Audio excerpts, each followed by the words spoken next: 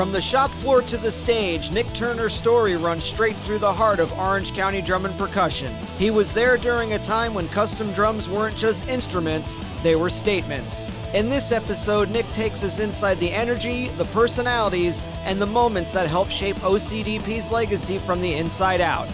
This is the Fully Vented Podcast. Now here's your host, Jared Fallon. Hey guys, welcome to the Fully Vented Podcast. Today I'm joined with my good friend, Nick Turner. Nick used to be a builder at Orange County way back in the day. Sorry for making you feel old, buddy, but yeah, he's kind enough to join us today, and we're going to dive into some questions. So Nick, thanks for coming on, man.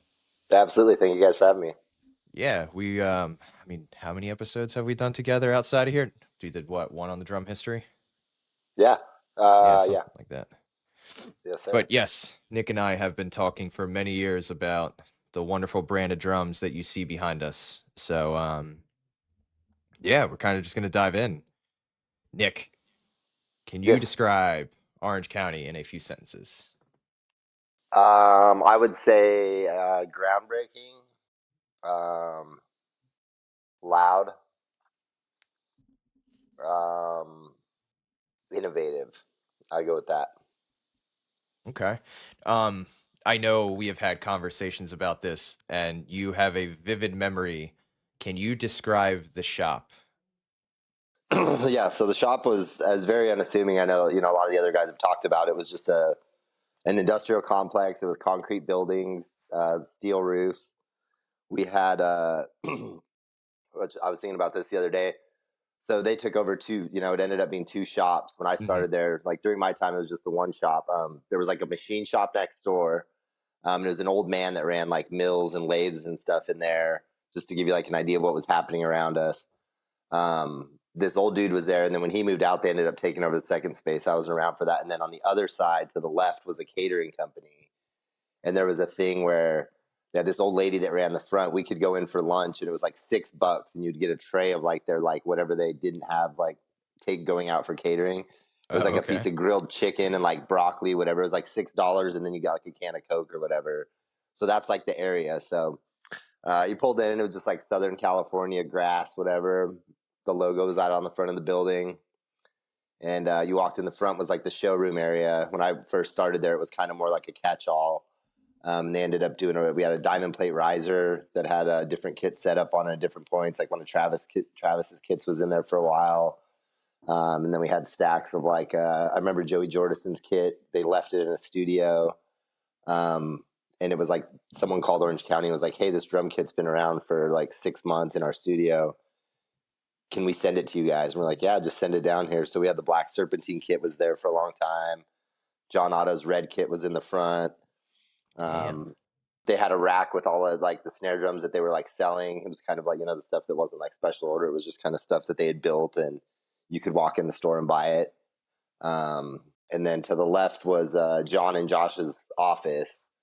You went in there and they had all the, you've seen all the gold records, platinum records, all that was in there. And that was kind of like the who's who of, what Orange County was doing. It was pretty like there was a little table in there. John had a desk. Josh had a desk. Out towards the back where we built drums at the time that, some of the other builders talked about, we had the clean side. We didn't have a clean side. This was all just one open, free for all. Everything happened in one room. Steve Muncie's table where he did all the drilling was up in the front. That's where there was a phone in the front, phone in the back. So you had Steve, and then the second table was like where Dave would do all the events. Snare beds would happen there. And then the third table would have been like the assembly. In the back of that would have been like where they did all the laminate cutting, just like random racks of crap, like, different drums would be in different phases of being built. It's kind of just thrown, no real like rhyme or reason, whatever. We had one of the rails would have our orders on it, and you've seen the paperwork of like the order sheets, and that was how. Yes. From the time Josh would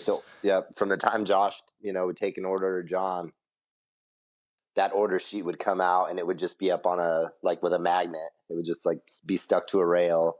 And that was what was followed from the time that that hit, and we would cut shells down, go through the thing. And then once the kit was done, the order form would move out.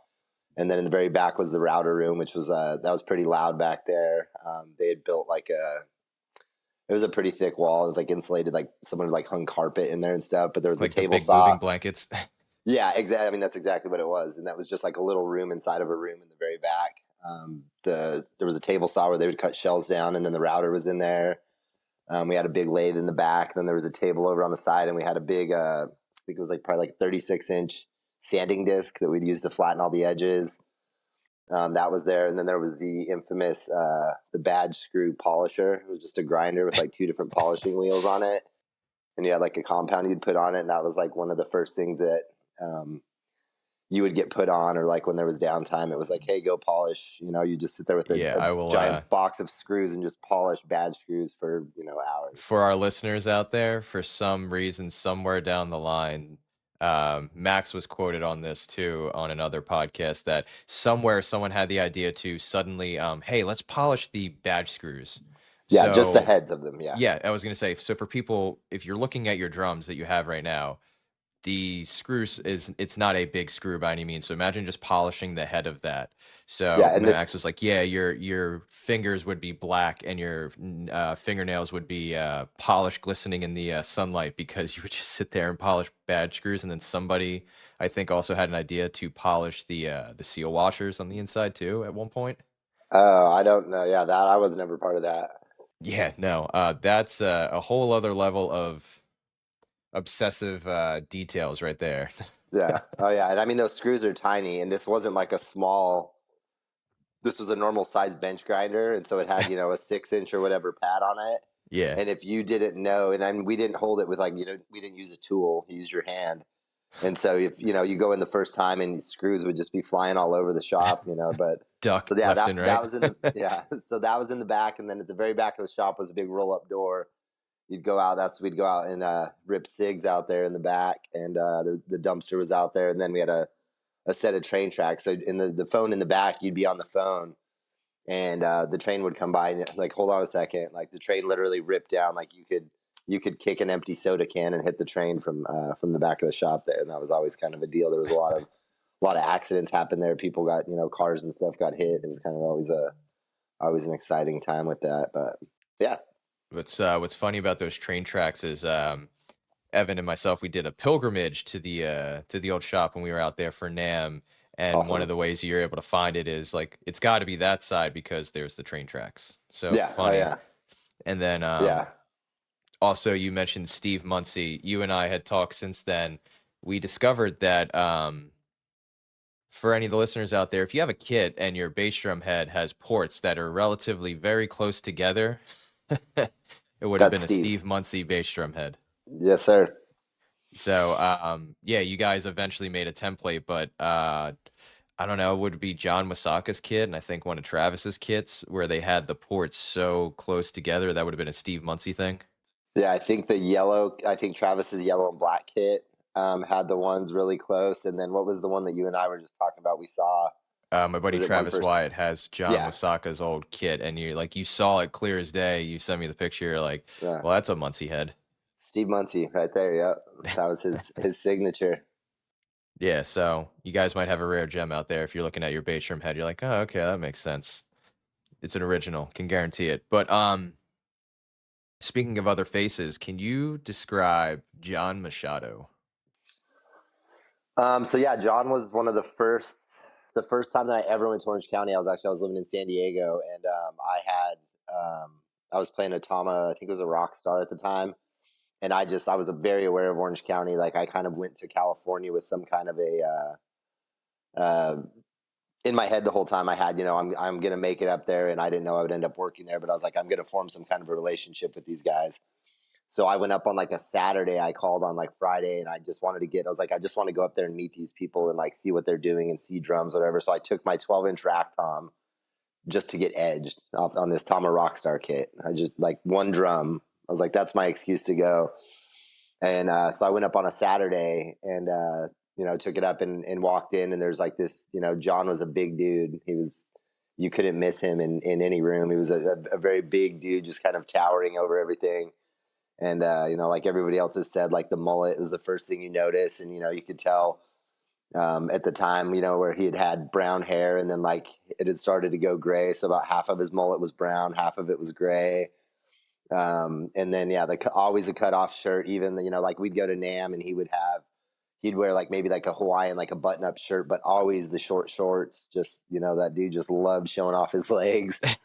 And so I go in there, and John had a way of, everything. He was, it'd be like, you'd show John something or you tell him something. He's always like, he'd have this chuckle like, that's really cool. Like he would just always, that was like, that's really cool was like his response to everything. So yeah, I go in there and I handed him the drum, and he was like super sweet dude. Like did me, from the time we walked through the front door, showed me everything around, showed me in the office, all the plaques, everything. And, just kind of gave me, which we ended up, we referred to it as the dog and pony show, which would be, when people would come in the shop, we would have people call and want like a tour or something. But yeah, he gave me the dog and pony show, went in the back, threw an edge on my Tom Rockstar 12-inch rack tom. I think it was like $15 or something. Maybe it was like, maybe like $10 an edge or $15 an edge or something. So it was like $30 or whatever. Oh, wow.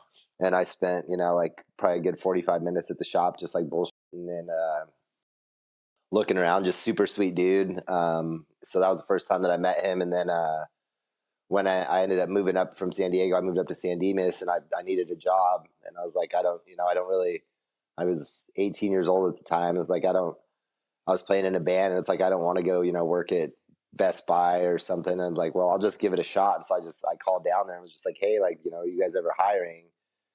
And I can't remember if it was John or Josh that I talked to when I called, and they were like, well, yeah, like, can you start tomorrow? I was like, yeah, like, absolutely. I'll be down there. And it wasn't close. I lived in San Dimas, and I think it was probably with traffic, probably about 45-minute drive. But I went down and went down there and met up with John again. And he was the first dude that kind of got me started on, like everybody said, you started out sanding and polishing screws and, like prepping stuff for like powder coating. Yeah, John was just always a really sweet dude. Like even like under pressure, like, everything could be going sideways in the shop. Something bad would happen. And John just always had his like, like kind of like, yeah, well, that's not cool. Like we gotta figure this out. But yeah, just really, really good dude, real sweet guy. And, had a way of, he was like he would go out and, take care of all the parts, bring all of our supplies in every day. But yeah, just like real even keeled dude. Never really saw him lose his stuff on anybody. And, yeah, I really enjoyed, my time there working with him. Yeah, right on. Sadly, I never got to meet the guy, but I'm sure he would have been amazing to meet and probably treat me the same way. But can you describe Daniel Jensen? I mean, you've recently reconnected with him as well. Yeah, I did get to see him in October, which was rad. Yeah, so when I first started, Daniel was out. I think that he was out with like I don't know if it was with the Foo Fighters. He was out on tour when I first started. And, I was aware I'd seen, they had the article in Modern Drummer, Drum Magazine, that I had read like when I was in high school. So I was like aware of Daniel and like, coming to the shop, he wasn't there obviously. And so it was just kind of like, I didn't want to be like, hey, where's Daniel? When do I get to meet Daniel? So he was gone. And then I remember when he came back the first time, he came in the shop, and it was a thing of like, like, oh, like Daniel's coming in today. Like, we kind of need to be on our A game on stuff. Yeah, exactly. So he came in, and I mean, Daniel walks into a room and like nobody misses it. You don't miss him when Daniel. He's got funny stuff to say. Even that I saw him, and it's like the same. His sense of humor has not changed in the 26 years since I met him. When I saw him at Riot Fest with Blink. Just the stuff he like says in walking around is exactly the same. But yeah, he's a super funny dude. We had at the time, it was really cool. Like when Daniel would come, it was always almost like Christmas Day. Like Daniel would come off a tour and he'd have like a ton of like leftover drum heads, or like, because Kirsten works at Zildjian, he would have like cymbals left over or something, or like someone tried something and he would just come in and it was like Christmas. Daniel's like, oh, like what size is your kit? And like he would hand out drum heads and like, oh, here, like that's dope. Travis didn't like these crash cymbals, like here, take these. Or, like drumsticks. Like he always just had, it was like when Daniel would come in, he always came in like bearing gifts. And it was, I came to find out that it was like a cool thing of like when Daniel would come in, he would work on like kind of special project stuff when he was like actually in the shop working. And so I would kind of like try to put myself in a position where I could like shadow him. Not so much to like, at the time, I wish I would have paid more attention to like learning stuff, but just to like shadow Daniel and be like part of like what was cool. Like I could have learned a lot more had I paid attention, but for me, it was more of like kind of the hang and just like the stories. And like, you know, if you add Daniel's music knowledge is freaking insane. Like that dude could have won Rock and Roll Jeopardy. So yeah, just the hang with Daniel for me was always like the coolest part of like just sitting there and just listening to his stories and kind of watching him work and the way he could be doing one thing and then like telling a story and being fully like entertaining, but like also building something that's going to be, you know, seen by hundreds of thousands of people was always, I always thought that was really cool. But yeah, Daniel's a great dude. I really, like I said, I wish I would have paid more attention and learned some more stuff from him. But yeah, always a good hang and very knowledgeable dude. You know, when it comes to drums, I don't think there's anyone better out there as far as a tech or someone that can get a drum to sound the way that he does. Don't you have an interesting Daniel story about a drum not sounding good? yeah, we had a snare drum, and that's what you and I were talking. I'm fairly certain that the story was Wov from POD had this snare, and it was a vented snare. It was a 12-inch 20 ply, and I was playing in a ska band at the time, and so that was like the sound that I wanted. So I'm pretty sure like Wov had this drum. It came back, and we wrapped it in. It was just a natural, had like a satin finish on it, but it was just a natural maple shell. We wrapped it in flat black, and I ended up with it. I took it and I was playing it for like 2 or 3 weeks or something, and I couldn't get the drum to sound good. Like it just something about it just didn't sound right. So Daniel was around, so I bring it into the shop and I was like, "Hey, can you mess with this snare and just like, you know, tell me what you think?" I said, something about it doesn't seem right.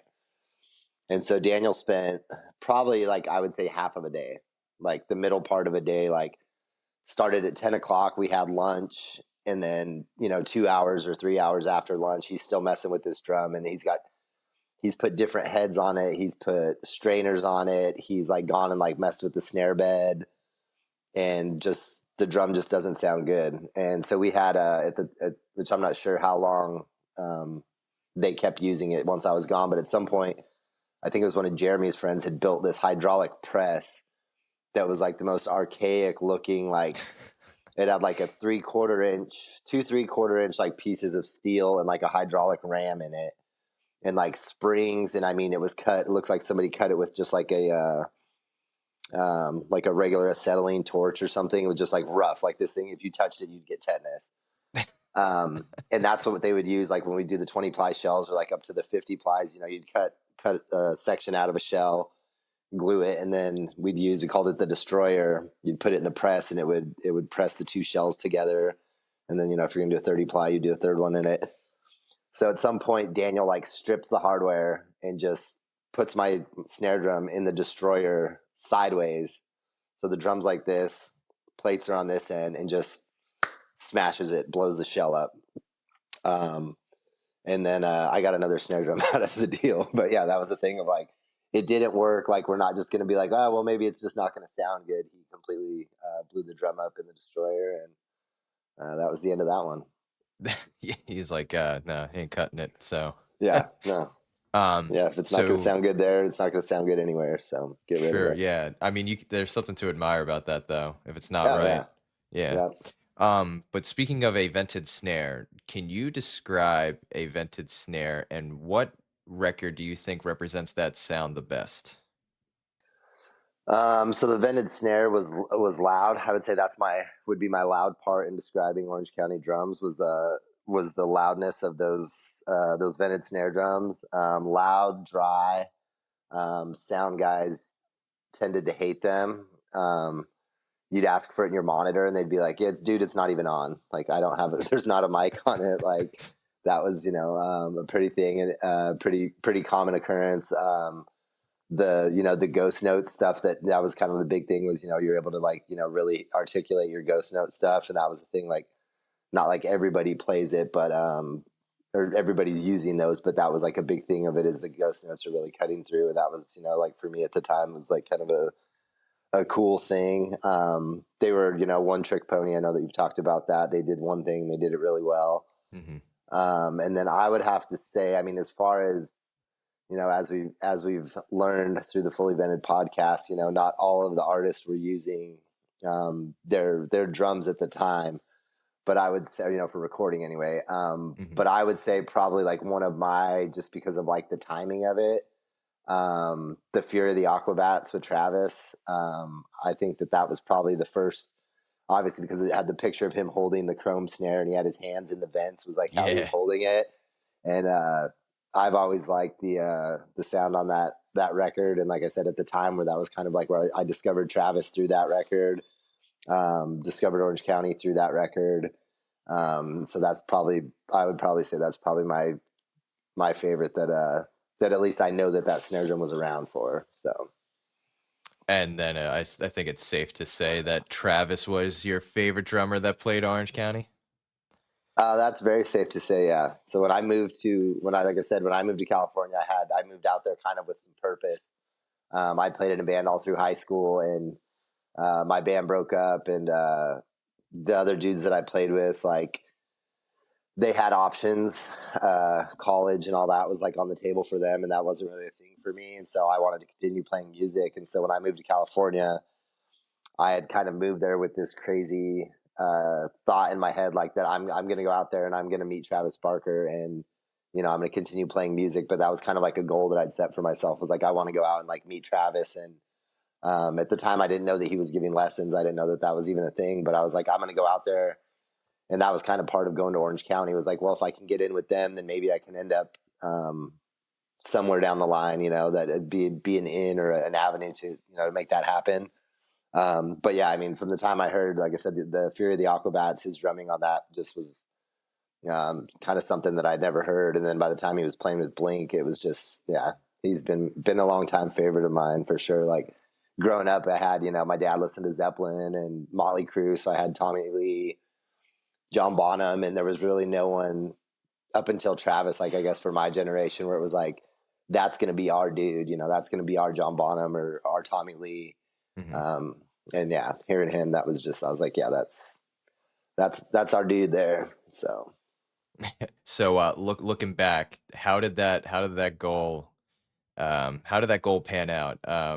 I know the story of you taking some lessons. Yeah. So I had gone up, like I said, went up the first time. I started working at the shop, and well, I think it was actually right. Maybe it was like in between when I went up there the first time and when I got my job. I lived in San Diego, and I went to, I think it was Cox Arena in San Diego at the time. I went and saw No Doubt. It's like No Doubt Lit and the Black Eyed Peas. Me and my roommate went to go see them, and I had never seen Adrian play live, and I think he was playing the white abalone. It was like the Return of Saturn record. So yeah, I think it was like the white abalone sparkle kit. Yeah, it's like playing. pearlescent. Yep. Short stack with the tube lugs. Yeah. Yeah. So like he was playing that, and it was just hearing the drums in a arena like that was awesome. But I was just like super impressed by like Adrian's playing live, and I was just like, and it was kind of the same thing of like wanting an in.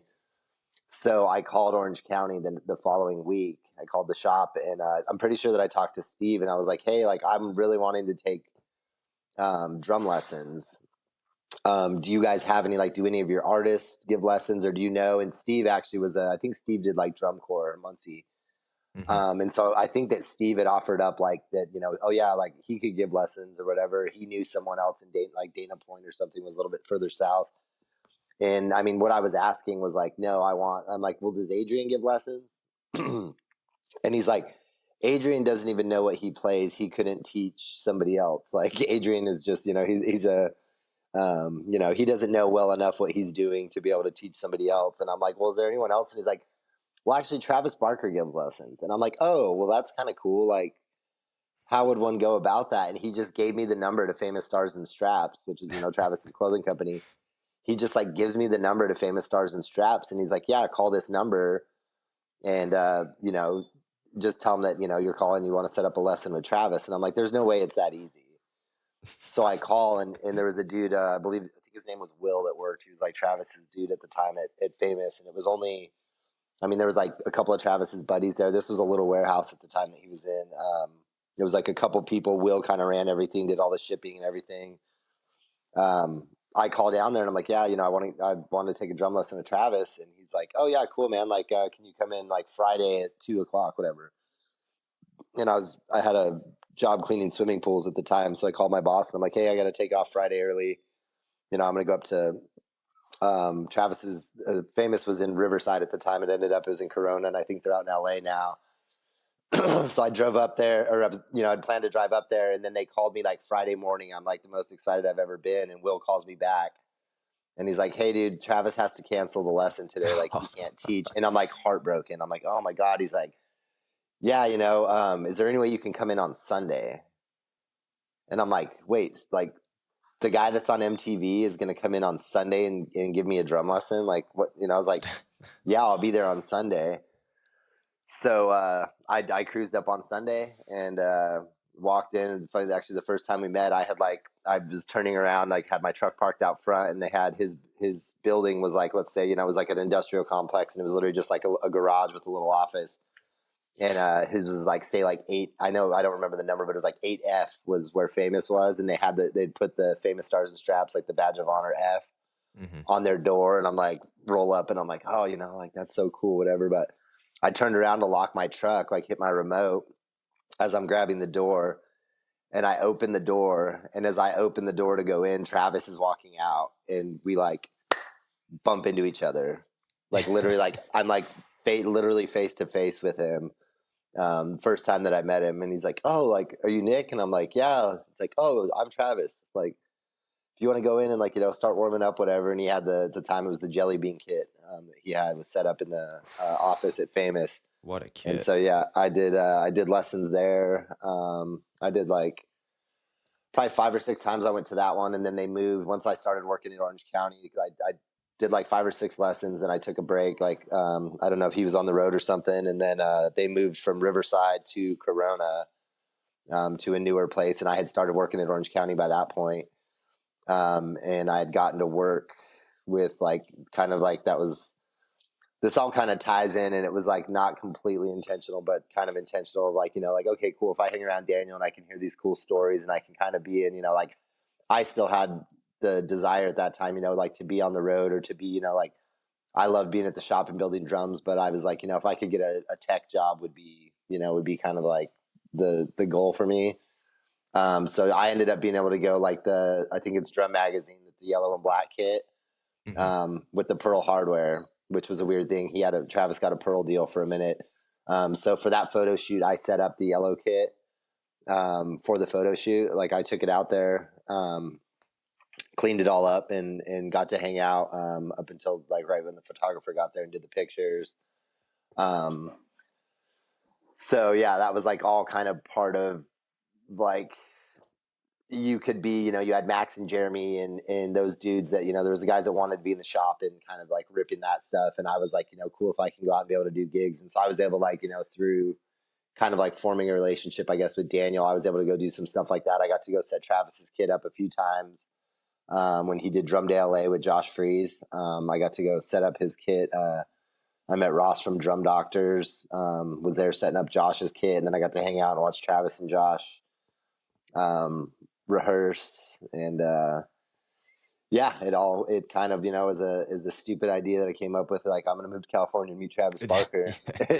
It worked out in a way that still to this day, like looking back on it, I didn't have like I didn't have Travis's like phone numbers. It wasn't like, I call him and be like, hey, what's up, dude? But like when I saw Travis, like we had, I had a relationship with him. We see each other in a room, and, it was always like hanging out and being able to talk and, catch up with each other. So That's dope. I mean, it's also one thing to tell your parents, like, hey, I'm gonna go become a professional drummer. It's like, hey, I'm gonna move to go meet Travis Barker. right. Yeah. They're like, your parents are going to be so proud. Yeah, right. Yeah. A little side story though. So you and I had obviously talked about that yellow kit that you set Yeah. up for modern drummers. So I'm sure most of our listeners know by now that kit was actually given away in a contest. But I remember asking you at the time, because I was doing a replica of a yellow kit with the black hardware. I'm like, hey, like I'm trying to recreate that front head. What's that? What does it say on the bottom of that kick drum? Oh and yeah. you informed me that it's one of Travis's boys. It's his band called Brotherhood, Yep. and it was a sticker. Wilmar.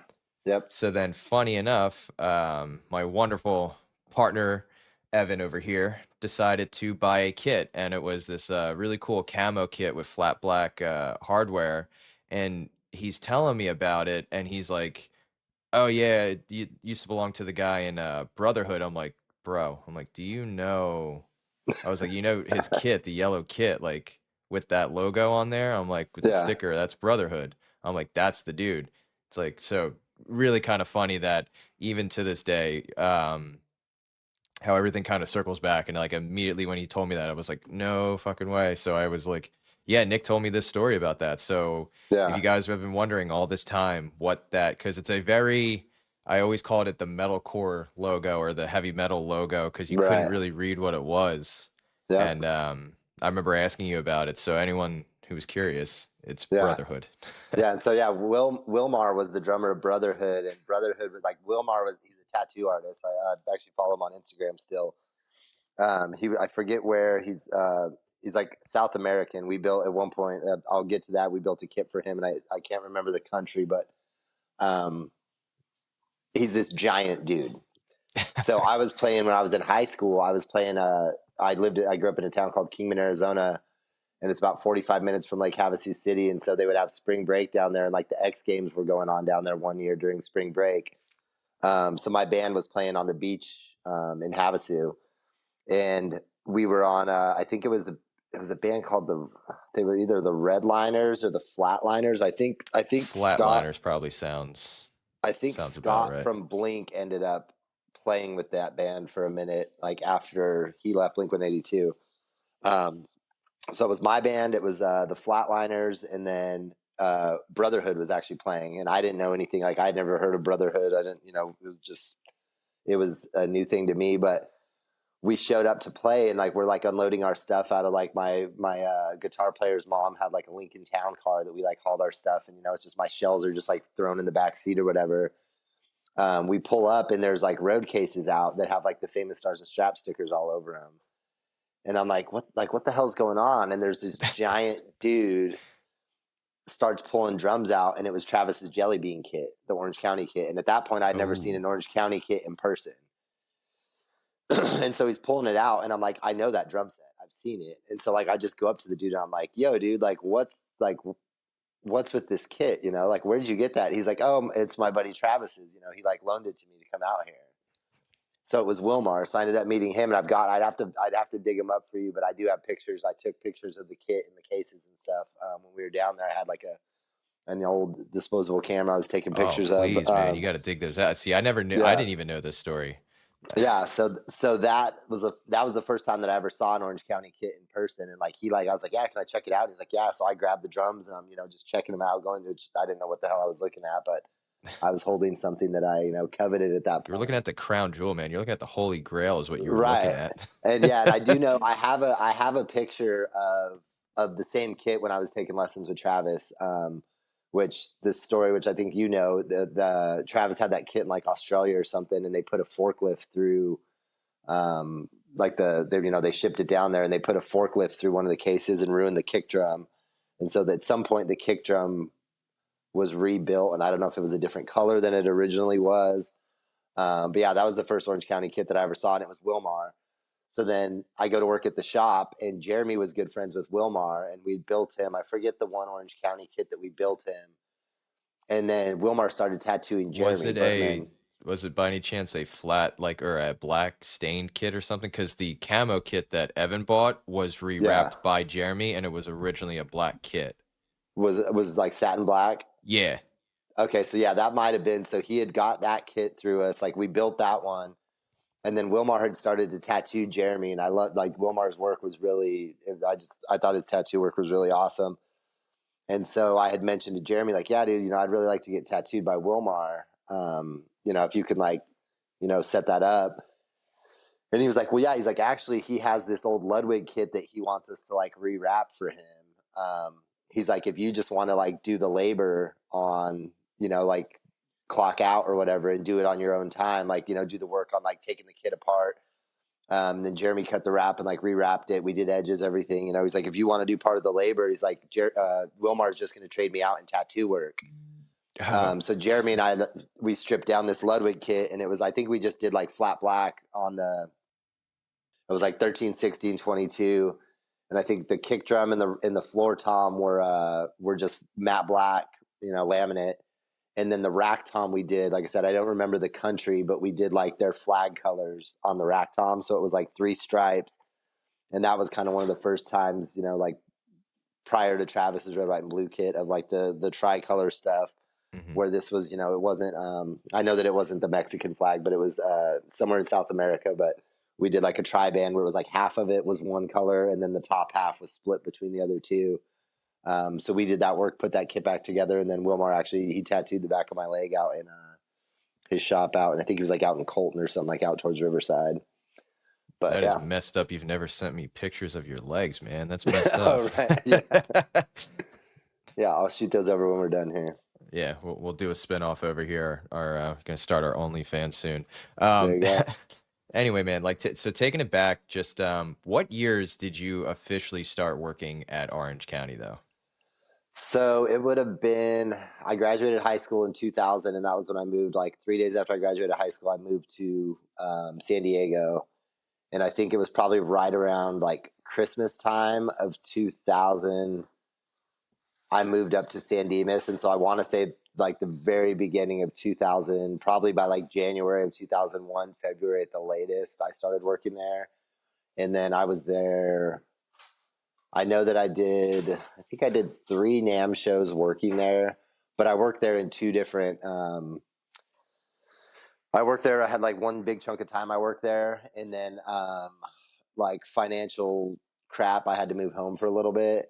And so then I came back, and I think I was there like another year. So I would say like early 2001 through probably 2003 or 4 would have been like split into shifts or whatever you want to call it. But yeah, it was 2 separate times. But yeah, I'd say 2001 to 2004. And then I always kept a relationship, like even once they moved out of the shop that I worked at, like once they had taken over the second one, they ended up moving somewhere else in Orange County. I never did go to that shop, but I had kept a relationship with the shop and would go in, like if my band was out there recording, I'd go in and borrow stuff.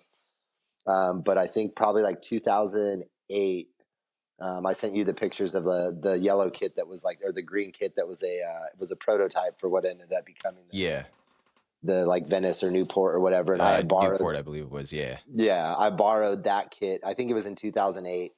I toured. I went out to started on the West Coast, went to New York and back. And John let me borrow that kit, and I think I borrowed the kit and a snare in like 2008. And I sent you I got heads from them, and I had the standard, the same order form that they've been using since 2000 when I started. That John had signed because I bought the heads. But I worked there 2000 to 2000 or 2001, 2004, and then I like I said, maintained a relationship through like 2008. Yeah, right on. So briefly describe NAMM. So obviously we just went, and it's drastically different from the heyday of Orange County. So trying to paint the landscape for people, what was the NAMM show like, especially in the 2001, early 2000 era? Yeah, I mean, it was a zoo. It was kind of an uncontrolled.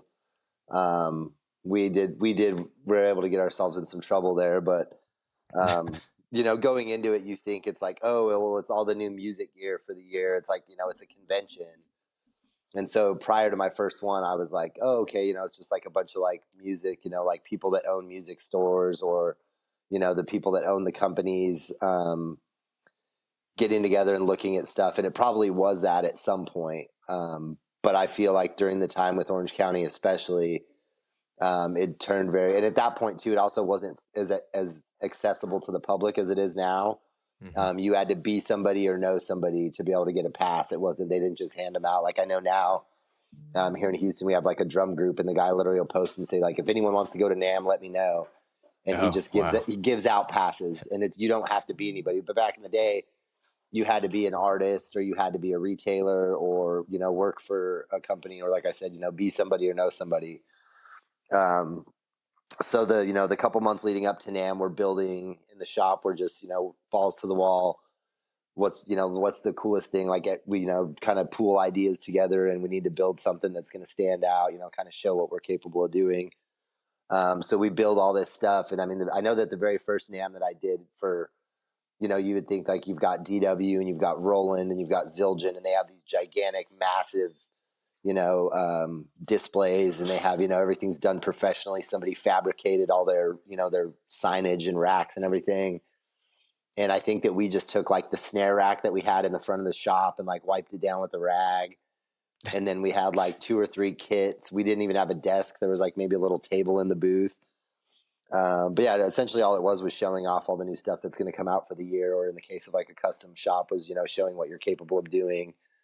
I remember the night before, Wednesday or whatever it was that we loaded in, bagging all the drums up so they wouldn't get dust. We cleaned everything up really good.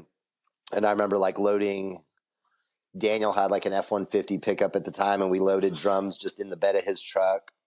There was no, like I said, with DW and all those, they'll probably have like a semi truck that's, transporting all their stuff. Forklift. Yeah. We literally loaded everything in like the back of Daniel's pickup. And then I think, someone else had like John's wife had a minivan. I think that we might've like used that.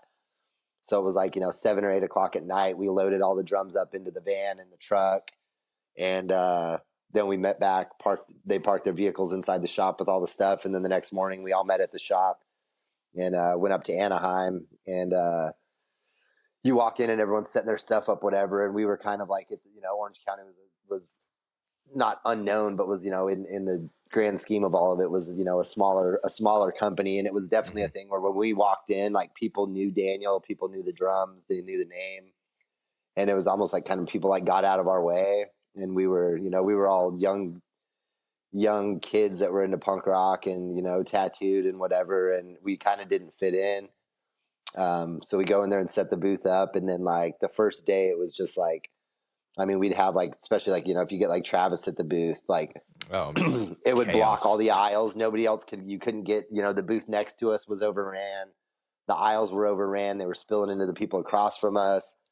And it was just all people that just wanted to, be there and see stuff and see, the artist. And then we'd have, even dudes that didn't play Orange County would stop by. Like everybody would stop by the Orange County booth no matter what. Everybody was coming in to look at it. And the first like day or 2 days probably were just kind of like taking it in and like being like, holy crap, this is a big deal. Like I'm part of something that's like people are paying attention to this, this little drum shop out of Santa Ana, California. And then, once you got the hang of it, it was a thing of, once we knew that when we walked in that people were going to get out of our way and that, we were going to kind of be the big draw. We had, there was times we had, a keg or something, that have a keg of beer, someone which I don't even know who would end up with that. But like that was the thing. Say it wasn't attached to Lou Dog's bike. You guys didn't have kegs ready to go. Right. No, but that was like a thing. Like, yeah, come by, like, Orange County's got a keg, come by and have a couple beers. And, we'd have like I think it was one of the other guys talked about one of the Japanese companies that was buying drums. They would come in day one and just like scoop up everything. It was like the Pad Corporation or something. I know that we had a couple. Yeah, it was something like Jam or Pad, something like that. I think, Pad sounds right to me. But like those dudes would come in like day one, and we'd have everything that was in the booth. If we didn't have like, unless we had like, which I don't really remember like having an artist kit, because everything that we did I think was always like custom one off for NAMM. But we would go there with that just being like open. You could buy, whatever was there was for sale. And by like the middle of day one, everything in the booth would have a tag on it, sold with someone's name on it. Whether it was like Pad Corporation would buy everything, or everything would be spoken for before then to day one, every time I was there. Yeah, no, that is absolutely sick. And I'm sure the NAMM police were not happy with the loudness of vented snares being played. Oh no. And I mean, that's everybody wanted to come. I mean, everybody wants to hit the drums anyway, but yeah, everybody wanted to come over and rip, and we'd have like the gospel dudes that would come over and just like blow chops on kids. They ended up doing, I can't remember what year, but there's a bunch of videos that they filmed of, they did the ISO booth that had the kit big in plexi, it. Like almost like a church. Yeah, they ended up going to that. The one year that I do remember, and this was good, I can't remember who it was that was with me, but Ray Luzier was playing with David Lee Roth at the time, and they had the guys that were in David Lee Roth's band. They had a side project. It was like Ray. I think it was like Billy Sheehan, the bass player, and then I can't remember the guitar player. Real technical guy, but yeah, didn't they do some like freeform jam or something like that and just Yeah, started so ripping? yeah, they were called it's called Hideous Sun Demons, and we had this kit that, if I remember this part correctly, there was a kid that I knew. I wouldn't say we weren't like, it was like my best friend, but his dad was a lawyer in Newport Beach, and they had sick money. Like, he'd come over to my friend's house to record his band, and he would take us out to like Benihana to eat, and we were like kids. And he's like, "Oh yeah, like here, like let's go to dinner." And he would take us to Benihana and like paid with his dad's like gold Amex. And we're kids at this time. So he wanted a kit built from Orange County, and I wasn't in the position of like, "Oh yeah, I'm gonna get you a deal or I'm gonna do whatever." But I just was like, "Yeah, come in and talk to Josh or John, and they'll set you up." But he had a very specific blue. I think it was like Dodge Viper blue. He wanted the kit to be lacquered. So we built the kit, got it painted, built it. He shows up to get it, and he's like, "That's not the right color blue. That's like Dodge Ram blue, not Viper blue. It's a different shade." And it was a thing of like, "Bro, come on, like you're gonna play it in front of 50 people at whatever at Chain Reaction on a Tuesday night or whatever. No one's gonna know." So he's like, "No, I want the Dodge Viper blue." So we took the kit apart and we set the shells aside, and it was rad. Whatever shade it ended up being was rad. So we had our painter got the correct color code, repainted the drums, and then we put that kit together for the NAMM show, and it was beautiful. This blue was awesome. So we had that at the NAMM show, was in the booth. So the Hideous Sun Demons, Ray's band, they decide like, "Oh, we're gonna do like an impromptu jam at another booth somewhere." So it was like me, I want to say maybe like Corey.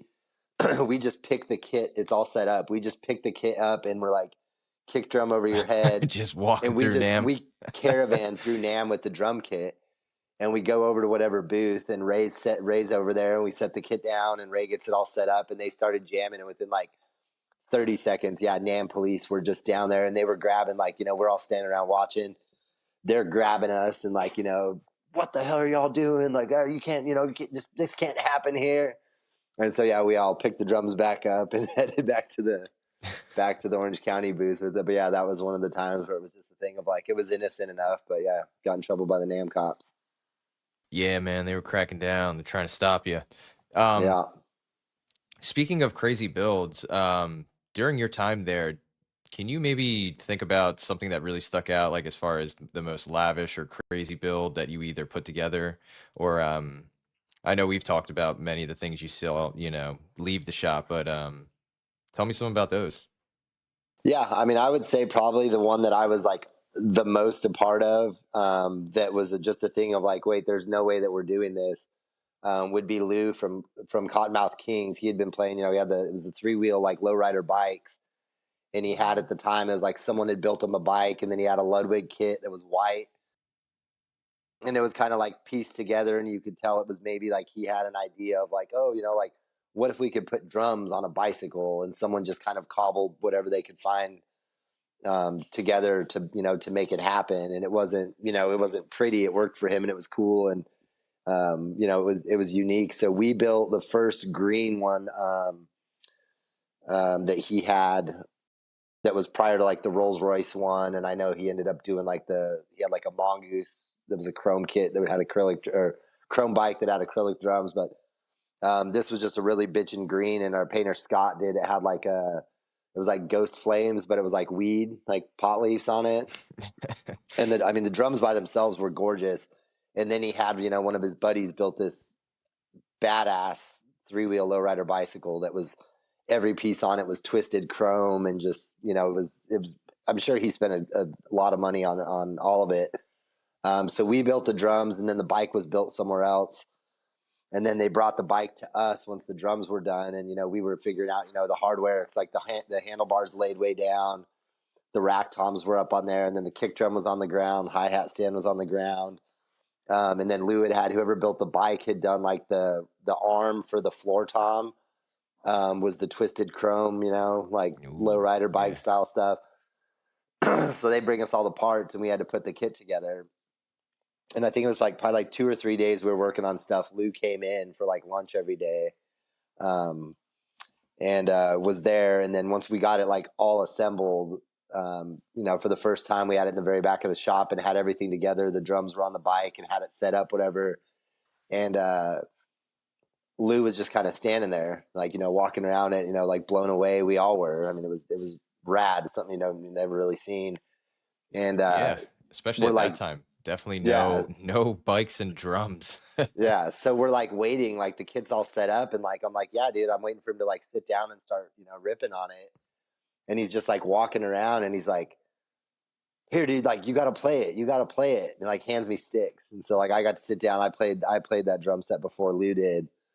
And then he made me ride. Once we took it all apart, he had a Ford Expedition, and he was going to play. They were playing Cottonmouth Kings was at House of Blues that night. And so we took the drums all apart. He had a Ford Expedition. We loaded everything up, and we got the drums. And he's like, "Oh, dude, you got to ride the bike." And I don't remember if he was taking pictures, but I jumped on the 3-wheel lowrider bicycle and rode it from the back of our shop out to his car. We loaded it up, and then we went to House of Blues that night. Everyone from the shop went out. Lou had us out, and got to see it on stage under the lights that night. And that was one of the ones that I remember really being a part of. That was just no one else is doing this, and if anyone else sees this, they're going to be like, "Oh, these guys are crazy. Why is this even happening?" Or it was just a unique kind of corner of what Orange County was capable of doing. Yeah, totally. And I mean, also at that time, just the diverse, let alone massive roster that you guys had was just insane. I Oh remember you and yeah. I have talked about this, your company is only as good as the roster, and you guys literally had Right. the best roster. Yeah. The company could have been trash, but based on the roster, which luckily that wasn't the case, but based on the roster, yeah. Yeah, no. And then speaking of rosters, the some of the drums that you actually had at one point, they were wasn't it a mess up of Steve-O's Tom? I think I mentioned it in his episode. Yeah. So the very first kit that I got, which I know that some of the other, the other guys that worked there said, if you worked on your own stuff, kind of work on stuff on your own time, they would work deals and stuff out. And I wasn't able to just go from scratch. I just couldn't afford, to get a kit painted or anything. So I had talked to John, and we'd always had in the back of the very back of the shop where we had all the metal racks.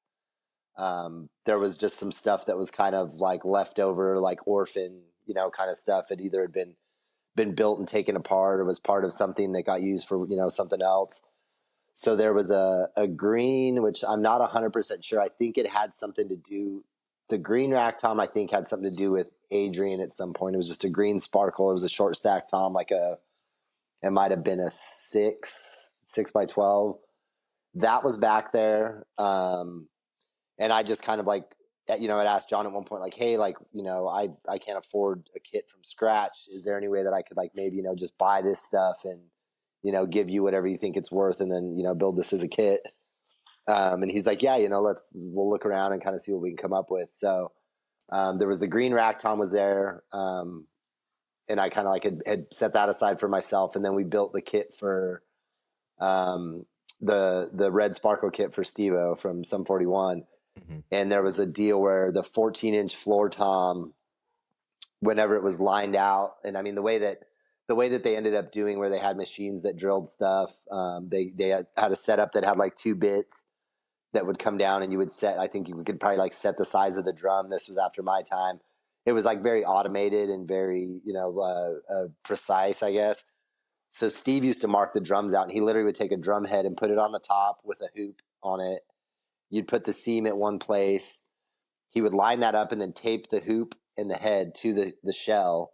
And then he would just take tape, blue tape, and go under each lug hole on your rim, so that you had your marks. And then he had, it's like the sliding metal ruler deal, and you would just go down. Combination square? Yeah, he would have, one of those, and he'd take all the, once he had the tape all lined out, and then he would just go in and literally mark it all by hand on the blue tape with the ruler, And that's how every drum was lined out. And then Steve would sit there with a DeWalt drill and hand drill every single hole in a shell. That's when I worked there, that's how that was done. And so at some point in the Steve-O kit, the badge was drilled. I forget if it was like the holes were, instead of being dead center, the badge was a little bit higher on the drum, like towards the top. So the badge didn't sit dead center. And they were like, we can't put that out with Steve-O. We can't give him that. So that was set in the orphan pile.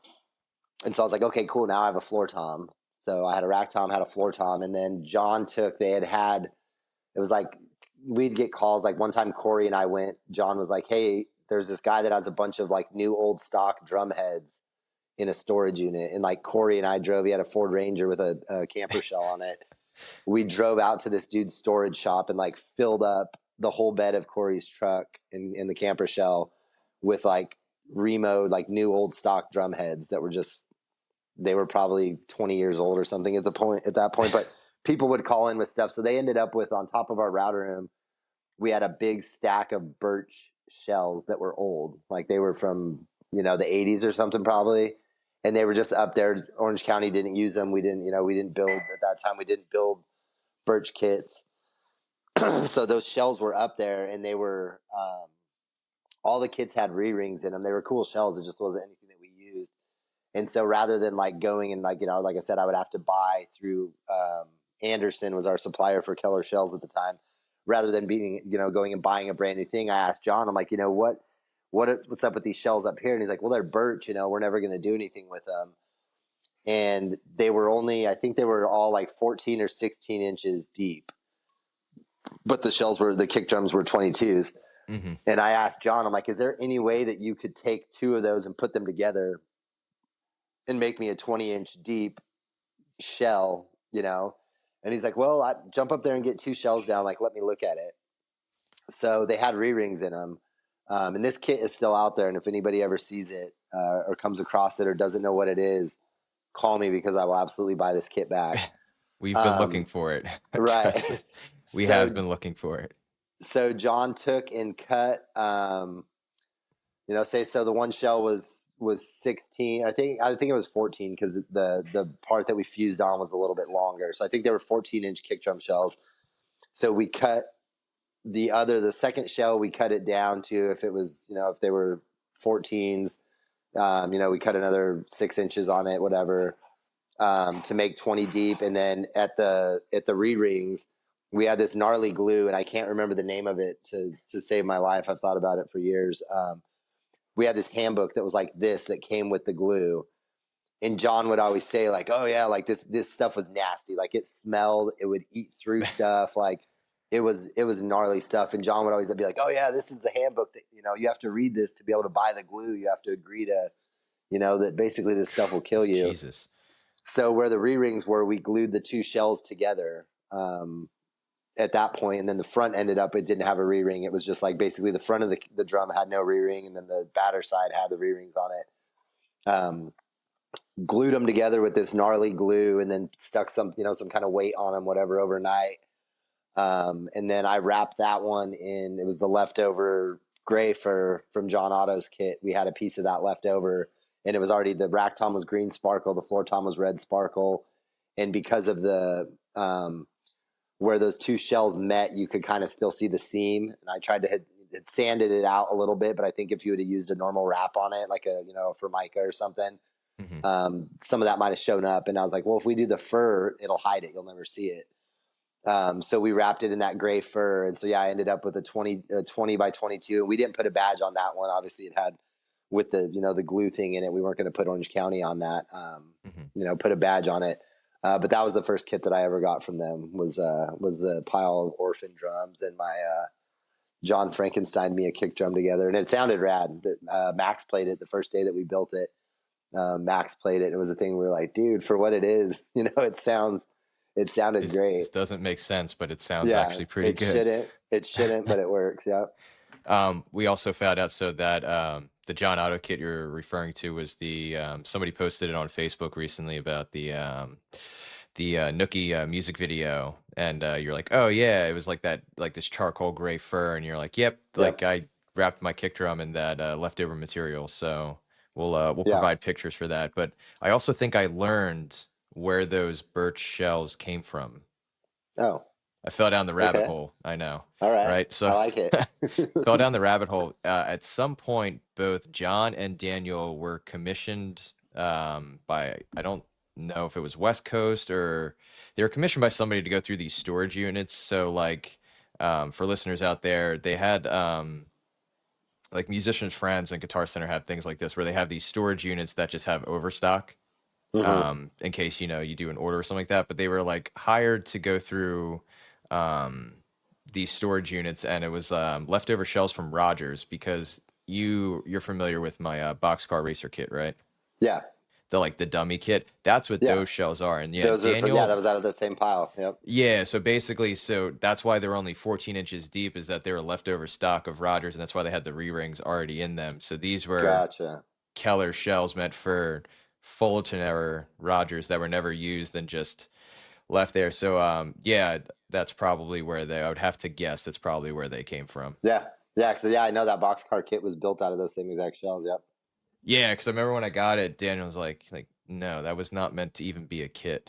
Like, Right. Yeah. like he's Is like, that the one? good. Did it have edges cut on it, or was that the one that didn't have Yeah, any no, edges? it had everything. Well, it had everything done to it, but it was used for There Is music video. So like the kick drum, like the top of it is like it's doing this because it's just underwater for, Oh, that yeah, it was you like know. raining in the video or Yeah, whatever. so that's Yeah. why I have just the kick drum hanging up, and then the other the rack tom, the re-rings were basically falling in on itself. So like the only thing that's Gotcha. actually like that was savable or salvageable out of it and that could be played was the floor tom, which is now Okay. on my Van Halen kit. Gotcha.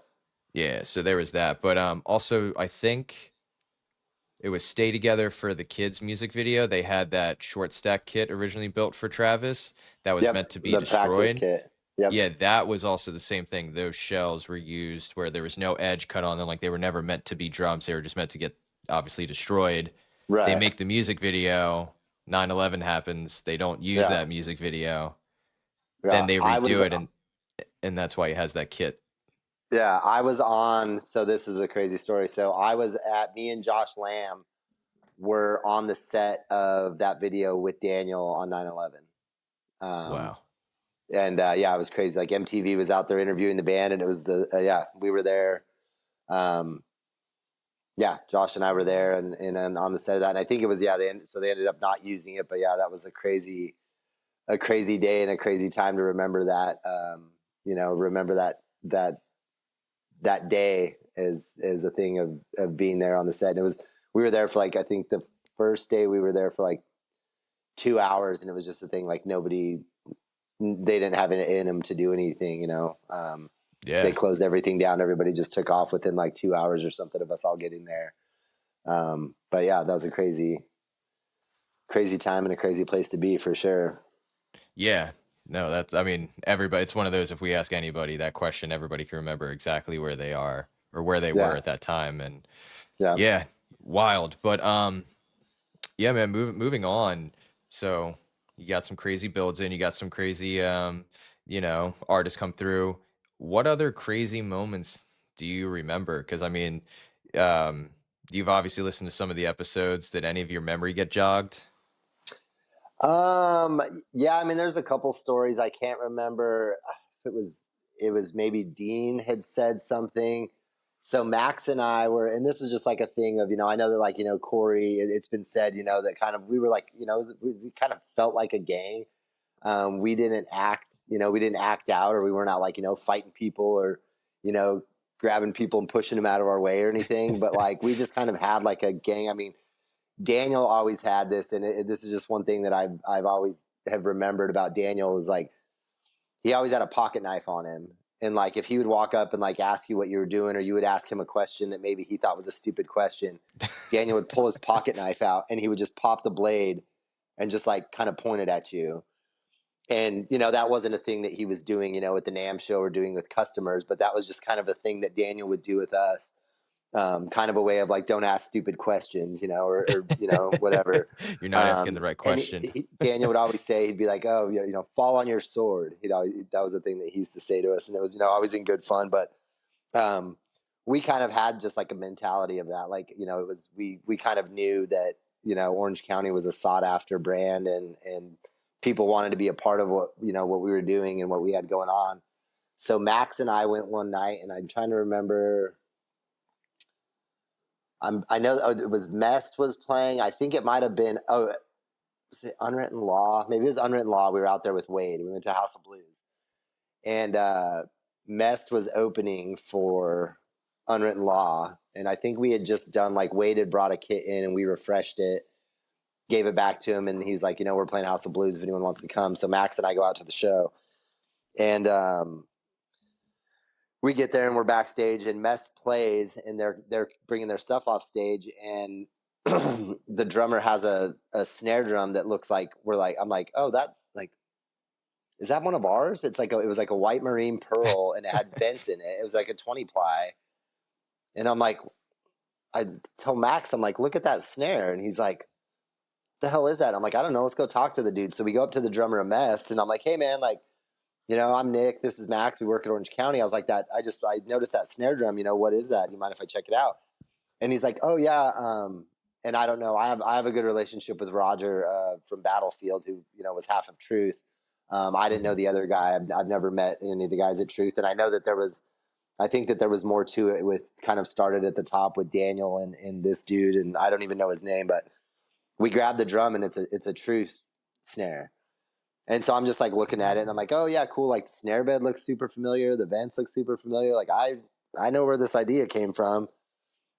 So Max and I have it in our hands, and we're just kind of like checking it out. And this dude walks up, and he's like, hey, he's like, oh yeah, what do you guys think of the snare? And I was like, oh yeah, it's rad, dude. I was like, we work at Orange County. And he just went like white. He pulled the snare out of our hands and just like hauled ass down a hallway, and we never saw him again. And it was just a thing of like, what, we're just like two guys that play drums that happen to work at a drum shop. And like, this dude thought that much of us being employees of Orange County that he literally, like, I mean, he was like, he saw a ghost. I'm out. He jerked it out of our hands and just like bolted, like didn't even finish talking to the dude from Mest, just like hauled ass on it. So yeah, that was, kind of a crazy thing of just like, what the hell? And, people obviously kind of lent to like what our reputation was. But I had a lot of really cool stuff. I grew up, was kind of more on like the punk rock side of stuff. And, we had, we would always have, which Daniel was always super cool about, kind of hooking me up. I kind of like, where you had Max and Jeremy that were like, the guys that really got into, Max makes furniture now and is an amazing carpenter. Jeremy going on with Q. Mm-hmm. I kind of considered myself more of like a hype man for Orange County than like paying attention and actually learning. Like, I ended up building drums, and I know enough about it and have kind of like done the research now. But I would do whatever was needed of me there. But I kind of was like the hype man of trying to keep the mood light and keep people laughing and stuff. And the job was a lot of fun. But kind of through that, Daniel would give me cool stuff to do, like the Travis, going and setting Travis's stuff up, where he'd be like, oh, so and so called and they need, like one time Eric Sandin from NoFX. I grew up a huge fan of NoFX, and Daniel's like, hey, Eric Sandin is going to be at the Glass House with NoFX on like Saturday night, and he needs someone to bring him drum heads. Can anyone do that? And I was like, yep, absolutely. So Friday after work, I loaded up drum heads and went. And the Glass House, I lived in San Dimas. The Glass House was like 15 minutes down the road from me. My band played there a lot. I was like super familiar with their place. So me and my buddy Eugene, he was in my band at the time. He owned a recording studio. We went down there, and we got there like 3 or 4 o'clock on on Saturday, whatever. And I kind of didn't know once we got there with the heads. Like, I'm like, I was on the guest list. I had passes, all that was taken care of. But it was like, yeah, you need to like get there early and get the drum, the heads to Smelly. And so we roll up, and like the bus is outside of the House of Blues or Glass House. And I was like, well, I'll just go knock on the bus door, whatever. So I knock on the door, and Fat Mike answers the bus door. And And I'm like, hey, I work for Orange County. I'm supposed to bring these drum heads out to Smelly. And he's like, oh, yeah, hold on a second. Like, let me see. So he goes on the bus and he's like, oh, he's already inside. Like, he's like backstage, just like hanging. You can just go ahead and take him to him in there. So me and my buddy Eugene go in there, and it was No Effects and Rancid had done a split record. Brett Reed was playing drums for Rancid at the time. Gotcha, Rancid's like one of my all-time favorite bands. So we get into House of Blues with the heads, and we go in the back, backstage area, and Smelly's back there. He had a company called Moto Triple X that he was part of for a while. They sponsored like motocross racing teams, and his team was racing somewhere. So he had a laptop out and he was watching the races, but it was just him and Brett from Rancid were in the backstage area by themselves, just the two of them. And I'm like, hey, dude, I work at Orange County. I got your drum heads. And he's like, oh, yeah, cool. Like, go give them to whoever on the stage. They're going to put them on. So I passed them off to the tech. And so we ended up, me and my buddy Eugene, I wasn't 21 yet, and I forget how it even came up. But we ended up with a bunch of beer. And of course me, my friend Eugene, Brett from Rancid, and Smelly from No Effects, we sat backstage just like shooting the shit. I was really trying to get Brett from Rancid. I really wanted to get him on Orange County. And he was playing the kit he had at the time. I think it was like a DW kick drum and then like AOT toms.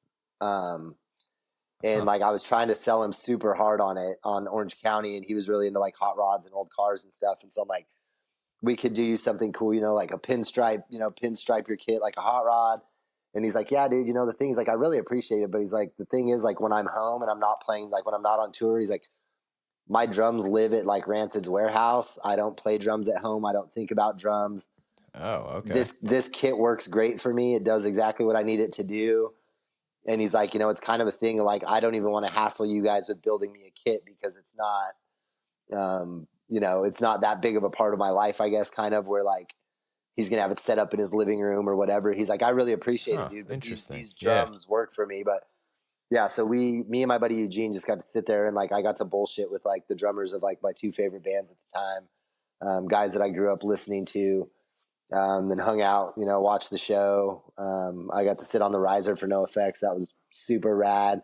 And that was like all based on, having the job at Orange County and Daniel saying, hey, dude, I need someone to take some heads out to this guy. So for me, the experiences like that, were that's just stuff I look back now, and it's crazy to me that was even a time in my life that was what I was doing for a living. But there was always something like that. It was, we'd taking stuff out to people or, even going out, drummers coming in and refreshing stuff and just getting to meet people that you're like, seen on MTV last week. And now they're here, like getting a snare drum cleaned up or something. It was always something rad like that, but yeah, a ton of great experiences. Well, I mean, wasn't also one of the first jobs that you were like actually tasked with was to drop off a kit at West Coast because you had a pickup? My day one job, I had a pickup truck. Yeah. So they had a kit. It's actually super similar to this one here. We will. This is a good time. I will say I'm going to make my quick little shameless Patreon plug. So Nick's gonna stick around with us, and we're actually going to talk about the drums that you see behind him. So if you guys haven't already, head over to our Patreon. Make sure you subscribe because Nick's gonna get into the nitty gritty on the details about that. And I love those kits behind them, and I'm excited to talk about them. But yeah, as you were saying, so your first job, you had to take that kit. Very similar. Yeah, I had a pickup truck. Yeah, it was the same color. I think it had this one is. This one, the kit that they built I think it had an 8 with it, which was weird. We didn't build a lot of kits in my time that were, even like a 5-piece was not, 4-piece kit was pretty much was like standard of what we did or 1 up, 2 down. So anyway, that's day one. They're like, okay, we got this kit done. They had just had it all assembled. I forget if we put it in boxes or just like I know we would always bag stuff. They're like, oh, cool, you have a pickup truck. This kit needs to go to West Coast Drums. And I'm like, okay, cool. This is before like GPS. I don't know where West Coast Drums is. I don't know, I don't even live in Santa Ana. Get out your MapQuest, dude. Right, yeah. I had a Thomas guide, I think, yeah. So they're like, cool, you have a pickup truck. You can drive this drum kit over to West Coast Drums for us. So I'm like, all right, tight. So we had the kit all together, whatever. I load up. I think maybe someone told me like, okay, get on the 5 freeway, exit here, take a left at this, right at Taco Bell, and you'll see it in the, the little strip center or whatever. So I get over to West Coast and I'm loading the drums in, and it's, kind of a thing of like, they're being super cool to me. And like, hey, no, you just start working there. I'm like, yeah, it's actually, it's my first day, whatever. This is like my first job, that they gave me. So we're unloading everything. And like, as I'm there, the phone rings and they answer and they're like, yeah, he's here now. And I'm like, oh shit. And dude gets off the phone and he's like, hey, that was John at Orange County. He's like, you forgot the 8-inch rack tom is sitting in the showroom at the shop. You got to go back and get it. And I'm like, oh my, I'm like, they're going to fire me. Like, I look like an idiot.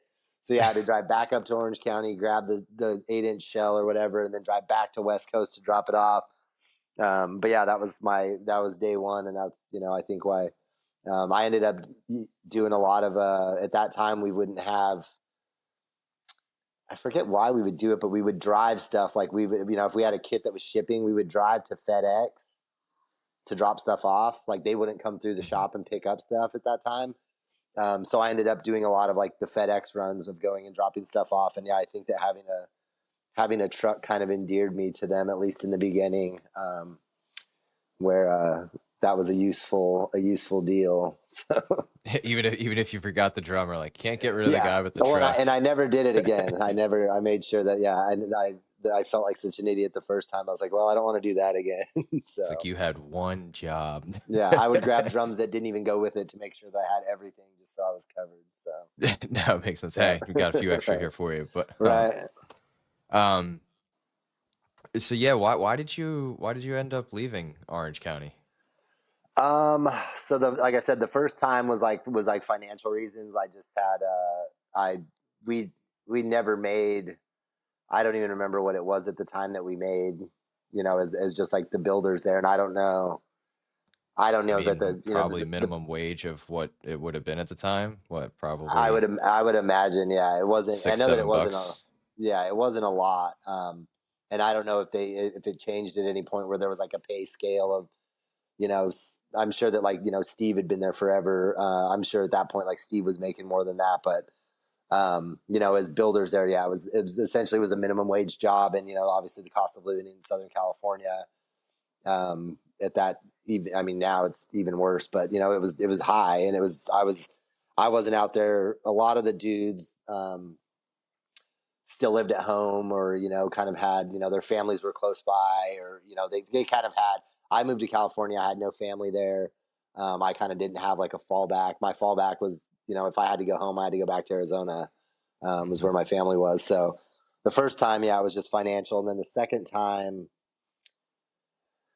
I don't remember. I know that I ended up moving, like I left the shop and then I moved back to Arizona for a while. Then I ended up moving back to Los Angeles around like 2008. Actually, I tried to get a job there. I found an email that I sent to John in 2008 when I came back, and that was when stuff was kind of already heading south. But yeah, it was the same thing of just, and I was a kid. I was trying to figure out, like I said, I had friends that were going to college, and at that point were becoming, on the verge of being doctors or, lawyers or whatever. And I was just still building drums and kicking around Southern California, trying to be the next big thing or whatever. And, obviously that didn't work out. And, so yeah, it wasn't under any, I wasn't let go, or, it was just a thing of where I had to make a decision, and it's like, would I have loved to have stayed there and kept that job and kept those relationships and been able to be part of something, and then not be able to eat, or, being homeless. Yeah. Can I pay rent, or do I, It was exactly that. So yeah, I didn't leave either time. It was just, I remember going to John both times. And, the first time was kind of I know that one kind of came up quickly, where it was just a thing of like, I had absolutely no money, and it was like rent was due. And it was like that day, basically I had to make a decision. I just went to John and I was like, hey, I'm really sorry that this is what I've got to do, but I can't afford to be out here right now. And, I've got to kind of restructure. And he was like, yeah, dude, no problem. Like, do what you got to do. If you ever make it back out this way, give us a call. You got a job. And so, when I did get back out there, I walked right back in, and they put me back to work that day. And then the second time was a thing that I kind of knew was coming. And I think I did like put in a 2-week notice or something. And, like I said, I stayed friends with with everybody. I mean, a couple of the guys that I don't talk to or haven't been in contact with, but I was out there playing shows one time and I borrowed a kit of Max's afterwards.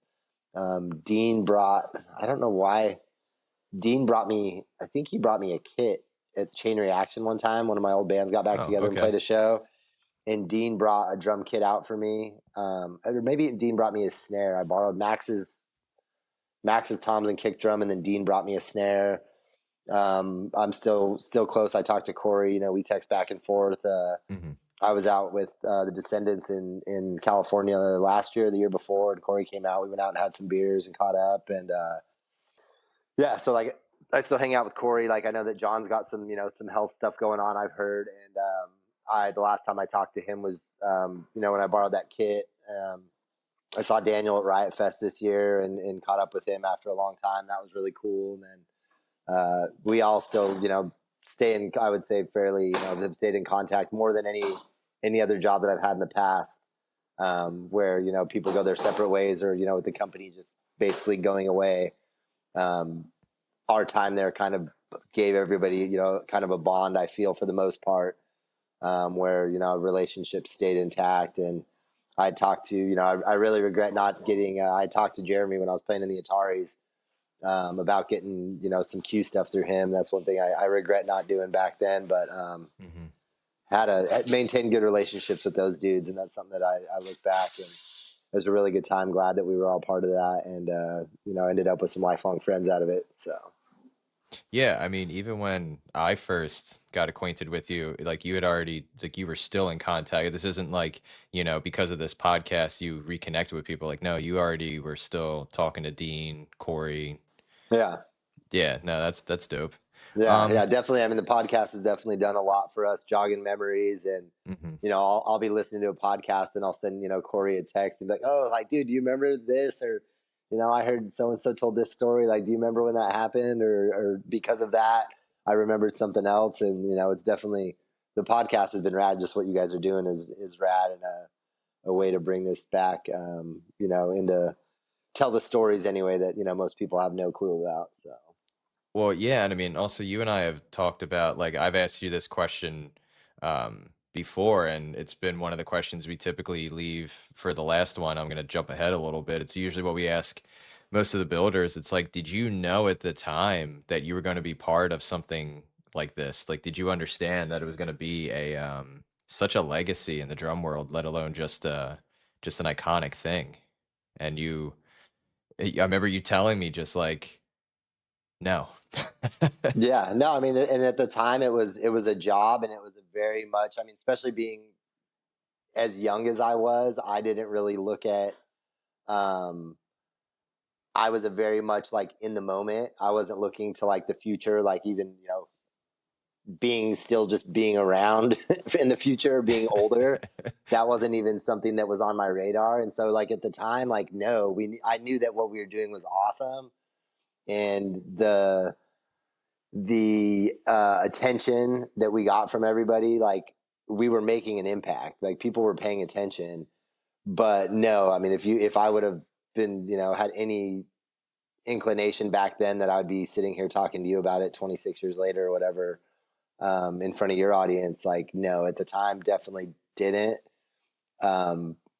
I knew that it was something cool, like, in the moment it was cool, but yeah, definitely not something that was going to be mentioned in the same breath. I know that like Corey said, you can't mention drums, you can't mention, Gretsch and Tama and DW in Pork Pie and not mention Orange County. You just can't do it. Oh yeah.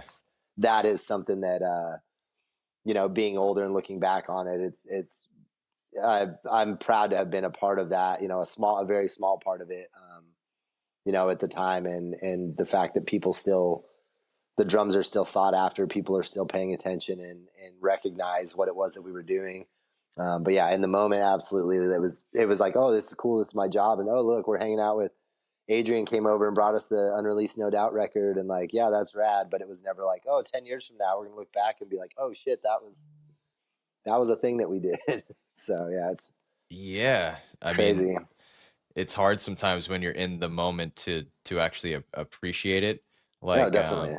we've been fortunate with what we've been doing here, where like I've told you, I'm like, I'll text you and be like, dude, I can't believe I just did that. Right. Oh yeah. Where it's just like I wasn't even thinking like, or living in the moment. You're just like, it's just a real thing. Like, is it real? Yeah. Oh yeah. Yeah. Um, so going back a little bit, 2008, you got that loaner kit, the prototype. Did Yep. you know that they were on that the end was near? Did you have any writing on the wall or any insight to that? I mean, it wasn't talked about. You could tell because I remember. So like, I remember the shop. Like I said, I maintained a relationship, and if I was out, my band did all of our recording. Like I said, with my buddy Eugene, we would come from Arizona to go out there, and I would always stop in the shop, whether it was to borrow drums, or if I would call him and say I'm recording. Can I come grab a couple different snares, or can I get borrow the 28-inch kick drum for something? The So purple riff. yep, the old purple riff. So I was around I remember like being there, like being at the shop when they were doing the Guitar Center, the custom shop built snare drums that were, made for Guitar Center. Mhm. I remember being at the shop and they were putting the first like run or two together of the 15 ply bended snares, and just being like, oh, what's with that? And they explained to me like, oh yeah, Guitar Center has been wanting to get a hold of us and get some of our stuff in their stores, and so we came up with this way we're doing these snare drums here. And I don't remember the deal with like why those were 15. I think that maybe they were able to get a 15 ply shell from Keller. I don't fully know that that's 100% Yeah. correct. So I But so think instead of them being 20 plies, they were 15s. Yeah, so I think the theory or my theory behind it was so at the time 20 plies had to be made. Like you mentioned earlier in the Yeah, episode, you had had to. that Yep, hydraulic press, right? So you would take a 10 ply, cut it, and take another 10 ply shell and smash it together, right? yep, And put it in there. That's a yeah. very labor intensive thing. For our Oh listeners out yeah, there, like a 20 ply doesn't just fall from the tree. Like it has to be made that. So yeah. No one's manufacturing those like from through yeah. Keller or any of that. Yeah, So in Keller, I think around that time, Keller had just introduced their 15 ply. So it's essentially, I mean, you're kind of achieving a very similar sound with the 20 ply. With 15, yeah. it's only a few, especially vented. You're getting that sound. So I think for production wise, it was let's go with the 15 because they They don't can have order the to. 15. Yeah, Yeah, just order the tube and cut it versus having to make 20 plies. And I mean, they sound great. Like, yeah. Oh yeah. I know there's been a hot debate going around that the Guitar Center USA runs are not as I wouldn't say not as desirable, but the quality isn't the same. But that's not true at all. I They want to were go all on touched record. by the same hand. Yeah, I just went through that on Facebook. Yeah, yeah. I they were all think touched by the same hands. It's the same parts. yeah, They just um, weren't built as one-offs, one custom, or custom like to order. yeah. It's USA custom, but not custom ordered. And Yeah, I have literally one of all of them. So I yeah, just wanted to clear up any of that confusion for people. What I think why they are almost written off or diminished is because of um, where the brand went after they sold, but also you'll see a lot of the used market, they'll ask something like a custom shop price on something where like right. 1,500 $1,500 on something where like new they were five. So I think that's why they're written off, not by any means Yeah, lack of quality. I just yeah. And sorry for the I little got one tangent, for but my. No, you're good. I got one of those for my cousin for his parents wanted to get him one for Christmas, and I called. They wanted to get him an Orange County snare. I called the shop and I asked John if they had anything, and they had whatever the deal was. They had done like an overage where they had like 5 of the ones that were meant for Guitar Center that they had still in the shop that hadn't gone out, and I bought one of those. I think it was like $450 at the time, brand new. mhm. Um, I bought that for my aunt and uncle gave it to my cousin for Christmas. But yeah, I bought one of those, and it was. I mean, like I said, I watched them be built. They were built by the same hands that built everything else, and yeah, I've got no qualms there. But yeah, so I had, like I was saying, I had seen the first run of the Guitar Center snares, knew that was a thing, and then I had called and asked about borrowing a kit to go out on that tour. And John was like, "Oh yeah, we got something like just pop in." And so I had like in the past, I remember we had done It was a kit that I loved. I never could have afforded it, but we built it as just like a shop kit. It was set up as a display, and I think a distributor ended up buying it. But we did our painter Scott at the time did this bitch, and it was a jelly bean kit, and I don't remember the colors of it completely, but it was all lacquer sparkle jelly bean kit. I know one of the drums was purple. I think there was a purple, a green. 1 up, 2 down kit. I had borrowed that in the past, but John was like, yeah, like I got to borrow that. I took one of Travis's kits out one time. John's like, come down to the shop, we'll get you something. And I go in there and he's like, yeah, he's like, do these sizes work for you? And he shows me that, like, points at the green sparkle kit. And I was like looking at it and I'm like, yeah, that's cool. But I was like, what is that? Like, what? Yeah. I could tell, like, the shell material was definitely, they weren't Keller shells. I knew that.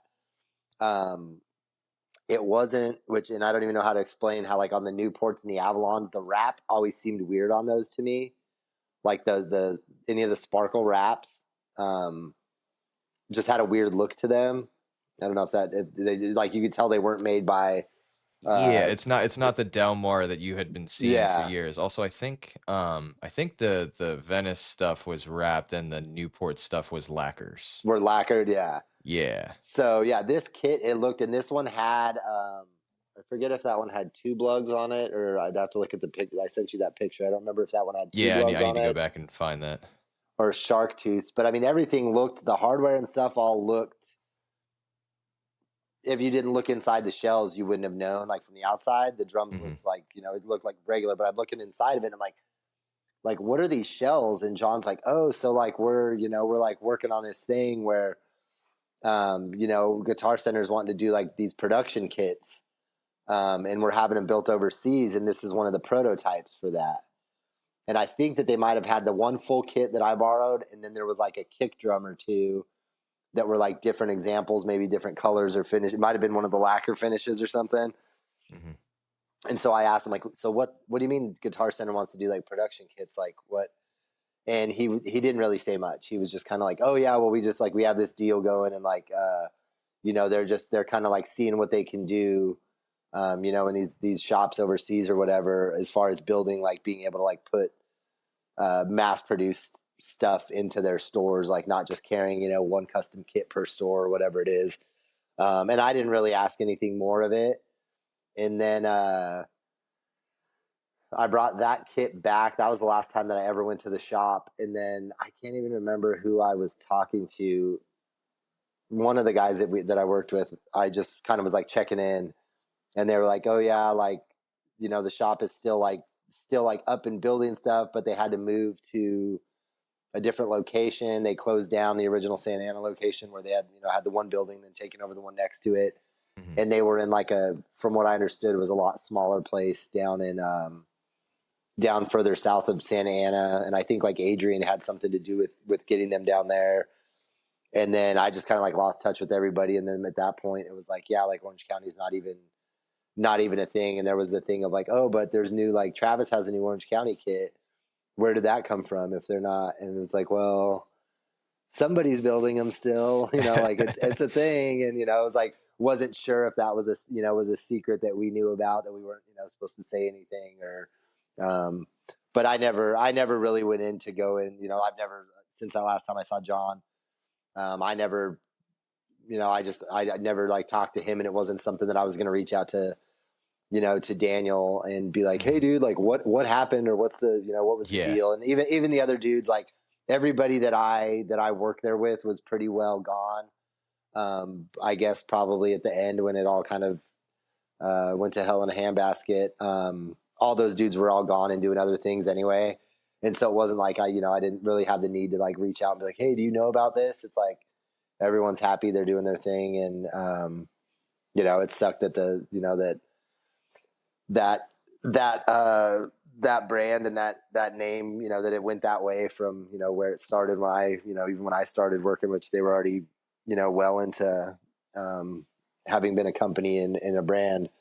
So it was just kind of something where it was like, it sucks to hear that, it's not around anymore, but I didn't really feel the need to go and dig and get the particulars. Kind of dive deep into it, but I mean, Yeah. do you remember when you actually heard that they officially closed? I don't like specifically remember, and I think that was a thing where it was like I was talking to somebody and it was in just kind of like almost in passing. It was like, oh yeah, like Orange County, like yeah, like there's not a shop anymore, like they they like folded, and it was just a thing of like, oh shit, which at that point it was a thing you kind of were expecting once I heard that the big shop had been, because I mean at one point, I mean I don't know, and everybody else has said the same thing of like, I don't know the financial workings or how it was structured, the company, but at one point, like, like John bought that Acura NSX, and he'd always told us there was a place that he wanted to move to. His daughters rode horses, and was like, there was a place in Orange County that was like horse property, and John ended up living there at one point. So it was like somewhere the company was doing well. There was a lot of money coming in and out, and or a lot of money coming in and a lot of drums going out. And so it just kind of seemed a thing, which, like I said, at the time being younger, was just kind of something that I didn't really think about. It's like, oh yeah, it's a big company, and they're getting bigger every year. They're building more drums. We're shipping drums all around the world at this point. All the international distributors. I remember having just a couple distributors that we had in the States in the beginning. So yeah, I don't remember the specifics of like when I heard that like they'd closed, but I remember someone told me that just kind of in passing of like, oh yeah, they went to that smaller shop, and then now like it's no more. They've just completely, they're done. There's not a custom shop anymore. So Yeah, no, totally. Kind of getting to the end here. What do you think could have saved Orange County? that's it's a hard question, just because like I said, I didn't know enough and didn't pay enough attention to what, I mean, it was not my job to worry about like the finances there. I wasn't like, let me have a look at the books and see what we can do here, guys. I just think, I guess just the way that kind of the growth happened, and it was awesome. Like I said, when I got to go back and see when they had opened the second shop, and John's brother had designed all the machines and kind of made everything where we used to use the big freaking DeWalt like palm sanders is what we used for everything, and he had this rad pneumatic system that he built. These little, it was almost like a mouse for your computers, like the size of the sanders. Their growth, I feel like at that point, the growth happened in a positive way. But I think that there probably was never, to my knowledge, there was probably just never anybody there that was set up to handle that growth and the financials of it, and the just like looking at like the whole layout of the business, on the financial side of it being set up to be a long lasting business. And I'm sure that the Guitar Center thing had something, money came in on that or whatever, and someone probably made a few bucks there. And I don't know the particulars. Maybe it was a thing of like, oh well, we're still going to help you guys do this, or you guys can still operate as a custom shop, whatever. And it just wasn't set up that way, or didn't work out. But I really, at the end of the day, I don't have I don't think that I am qualified to speak on that. But qualified I think to answer that, answer right, that yeah. question. But I just think that, like I said, I don't think that there was ever anybody in place, to my knowledge. Everybody that had anything to do with the company was in the four walls of the shop every day, and I knew all those dudes. And Steve Muncie didn't have a financial background. John didn't have a financial background. Me and Corey, we're not going to do anything as far as that's concerned. So, yeah, it's hard to say. But that's what's cool though, like flying by the seat of your pants, and it was just figuring out as you go. And I looking back on it, I don't think it had people in place that were business minded and thinking. Oh, they would have shut us down so early and been like, "You guys are idiots. Why are we buying Louis Vuitton leather? Like, what is going? Like, no, yeah, yeah, no, it wouldn't have. I don't think it wouldn't have worked. No, that would have been stifling for sure. Yeah, definitely. But yeah, Nick, man, this is thank you for the stories, dude. Yeah, absolutely. I even learned more today from some of your stories that whether I forgot Right. them or I was just trying to hold a little bit back for you. Yeah. yeah. No, well, also like I said, I'm sure things get jogged. Like we joke, I'm your Rolodex for dates because you don't remember time dates and things Yep. like that. 100%. Yep. I But see something. I'm like, I don't know. I know a range, and then Jared's like, okay, this is when that happened. I'm like, okay, cool. yeah, but yeah, like I said, going back and hearing some of these things, it's like just even crazy that I'm sure even after we do this episode and we talk more, you're probably just gonna be like, dude, I just remembered this, or hearing other Oh yeah. episodes, you're gonna remember more. Yep. Absolutely.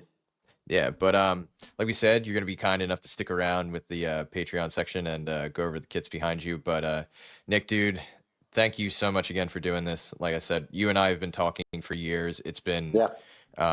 amazing, and it's gonna keep happening. One of these days, we are finally gonna get together in person, and we're gonna chill and hang out. And looking forward to it. Yep. Love it, man. Thank you guys for having me. Thank you, man. Until next time, guys. This has been the Fully Vented Podcast. We'll see you next time.